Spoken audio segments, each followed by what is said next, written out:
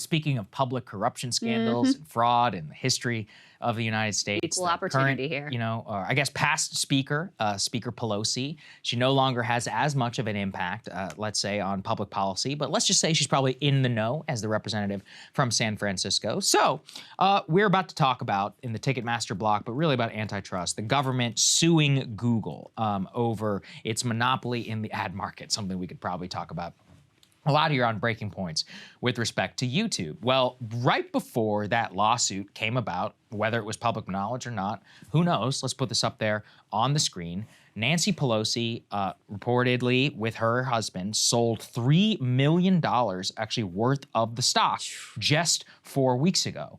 So the next one that we can put up there on the screen, it actually shows you the exact trades that were disclosed in the periodic transaction report. You could see it right there. Several trades, all that just hit in the last weeks of December.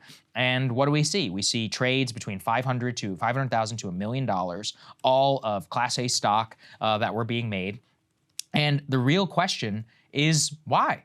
I mean, in many respects, like, we're talking here about people who literally run the government, in the know, representative here even from San Francisco. Let's even, Krystal, put aside the lawsuit. You represent a lot of people from Google. You should not be trading Google, period. But then you add in the actual discussion, you add in, or the lawsuit, you add in the potential of insider knowledge, and let's all be real here. The only reason that we even know is because of the toothless periodic transaction report that comes out 3 weeks. Or it's not even real-time data that none of them even really feel particularly compelled to abide by the law. Right. Who fought the exact font, or who fought the idea of a stock trading ban until they were ridiculed publicly and it became a major kind of meme online? And at the end of the day, did the stock ban pass that Congress? Well, no, it didn't. Listen, both of these parties recognized that there was real public appetite for some anti-corruption measures, in particular banning members from trading stocks.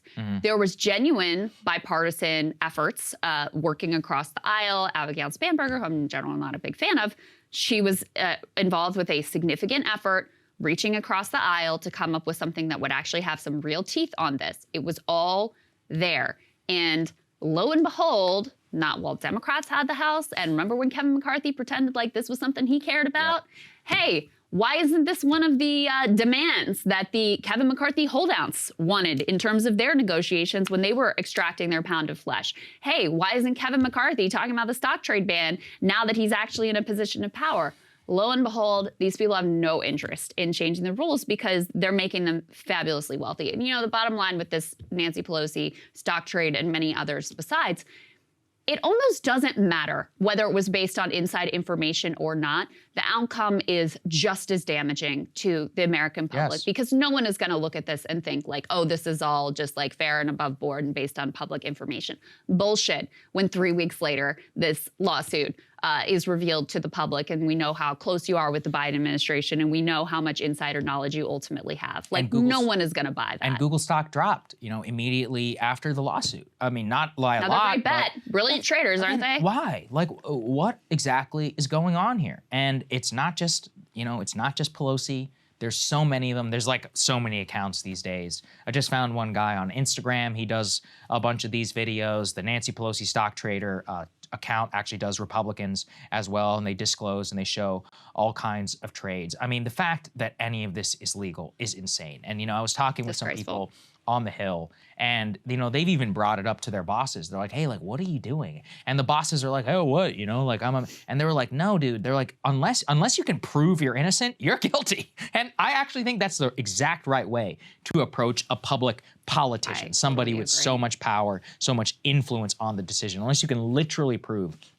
And then, again, just to point to the fact that we're not even talking about ETFs. We're not talking about the Dow Jones or S&P 500. We're talking about direct stocks directly impacted by U.S. government decisions, of which, you know, she was one of the most powerful members in Congress. She was actually at the speaker at that time. She still is. You think she's not, you know, Right. Hakeem Jeffries is her hand-picked successor. Yes. You don't think that he's doing the things that Nancy Pelosi strongly suggests that he should do. No, you're right. She's still in charge over on the Democratic side, no doubt about it. I should note that the trades were all made technically while she was still Speaker and would have been privy to a lot of this discussion. So there you go. You can take that to the bank.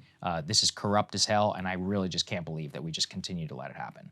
It's outrageous. Hey guys, ready or not, 2024 is fully upon us now, and Saagar and I have been brainstorming ways that we can really up our game for this critical election. Yeah, we rely on our premium subs to expand our coverage, to add staff, to upgrade the studio. We just want to give you the best independent coverage of this election, which is possible. So if you can help us out, become a premium subscriber today, breakingpoints.com, or the link is down here in the description video. It really means the world to us, and if you like what we're all about, this is the best possible way to keep us 100% independent, working only for you.